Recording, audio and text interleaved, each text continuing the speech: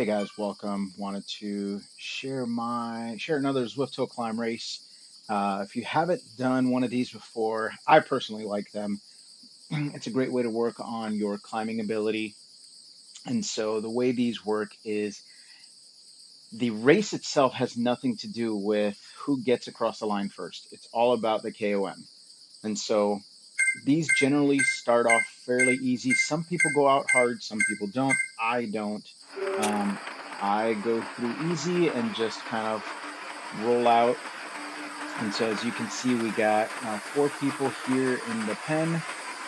Two are cat C, two are cat D, and we're just rolling through.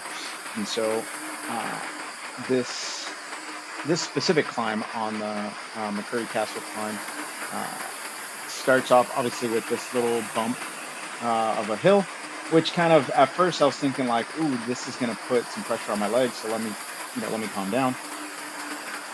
Went out a little bit harder than I thought I would on the start of this, and then I backed it off. And the person that went in the front, um, La Liber La Liberta, I think the last name is something like that.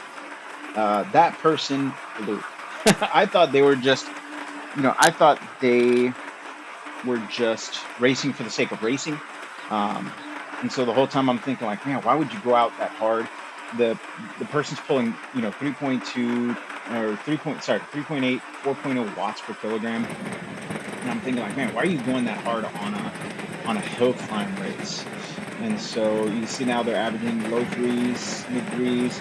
I'm like, man, why are you going that hard on a hill climb race? And you know, as I start to go through, I start understanding, or as I'm going through, I'm, looking at the person that just passed in front of me. I'm thinking the same thing, like, person's pulling 2.5 watts per kilogram. It's a hill climb race. It's not meant to test who gets across the line first. So the whole time I'm, reminding myself, don't push hard, don't try and max out effort right now because the focus is the climb itself, the KOM. And so as we turn the corner here, I start looking at, okay, where does the KOM start? And I see the red banner or the red marker, and that's when I start pushing the power on, knowing that I've got to get up this climb. Last couple times I've done this. I don't exactly recall how long it took me. I think it was in the 9-minute range, somewhere around there.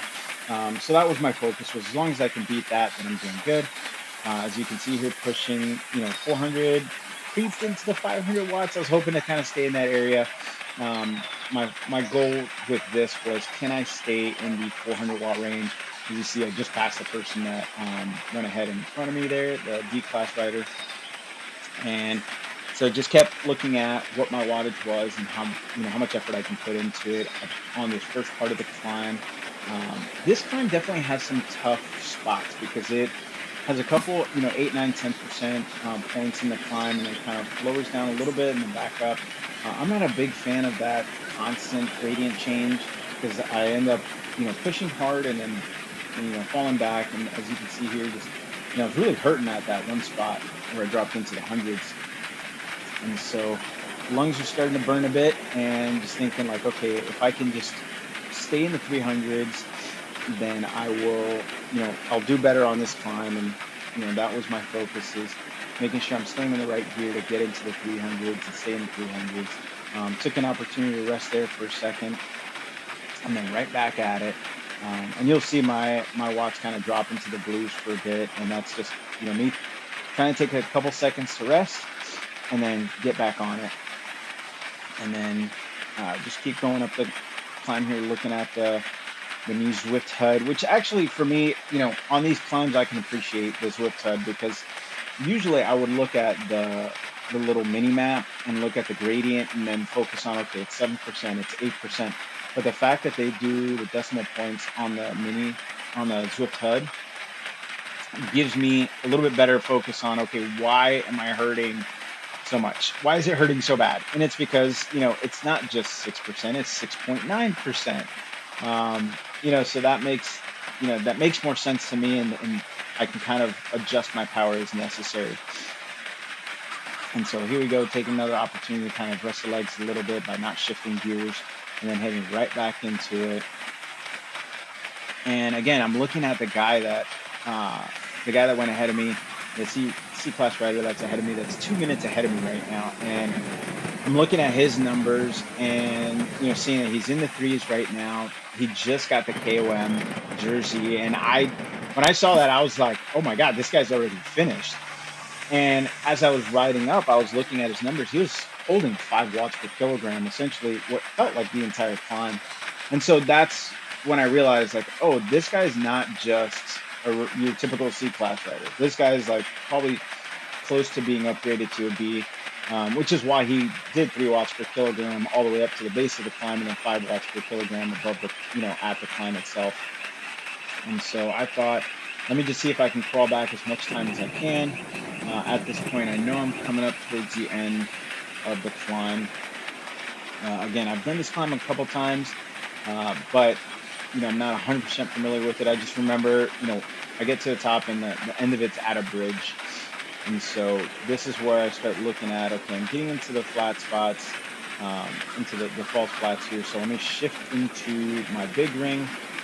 So that's kind of what I did there, and just gonna push as much power as I can at the end to make it to the banner. I saw the banner coming up, so I just put one last sprint power into it to get across the line as quick as I can, ultimately netting a new PR for me, which I was excited about, because anytime I can PR, especially on a climb, I'm excited about that.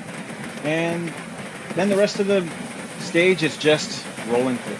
And that's the beauty of, again, the beauty of these hill climb challenges is it's not about who gets across the line first. So once the climb is done, you can chill, you can, essentially recover on the way down.